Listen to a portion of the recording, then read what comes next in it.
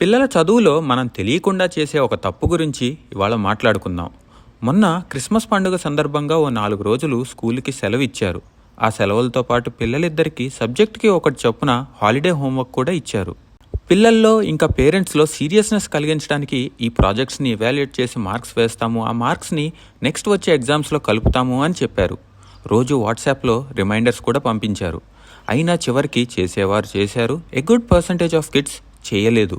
So ఇలాంటి సినారియోస్లో what happens in the child's brain అన్నది ఆలోచిద్దాం. ఇప్పుడు మనకి ఇష్టమైన పని ఒకటి ఉంది అనుకోండి, లేదా ఆ పని మన అభివృద్ధికి ఉపయోగపడుతుంది అన్న విషయం మనకు తెలుసు అనుకోండి.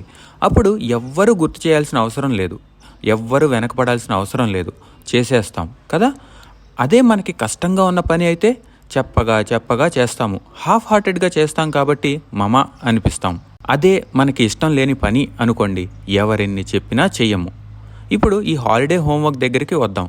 రిపీటెడ్ రిమైండర్స్ లేదా మార్క్స్ పోతాయి అని చేసిన వారికి చదువు అంటే కష్టంగా ఉంది అన్నట్టు.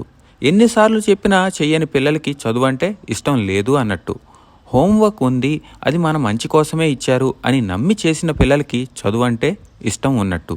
ఇప్పుడు పిల్లలకి ఇష్టం లేదు, కష్టంగా ఉంది అని పిల్లల మీదకే సమస్యని నెట్వేయడం కరెక్ట్ కాదు. సమస్య మనలో ఉంది. పిల్లలకి చదువు అంటే ఇంట్రెస్ట్, ఇష్టం కలిగించే ప్రదేశాలు 2 ఉన్నాయి. ఒకటి ఇల్లు, 2 స్కూల్.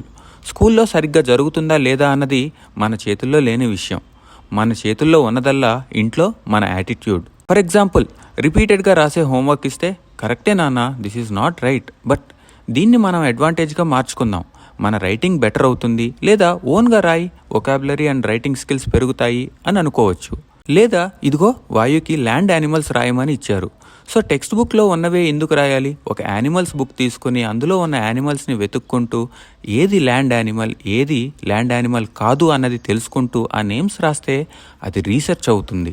అలానే ఆ యానిమల్స్ గురించి మాట్లాడుకుంటూ జోక్స్ వేసుకుంటూ సరదాగా కంప్లీట్ చేసేయచ్చు కదా. సో పిల్లలకి చదువు అంటే ఇష్టంగా ఉన్నా, కష్టంగా ఉన్నా, ఇష్టం లేకపోయినా మన చేతలే కారణం అని మనం గుర్తించాలి.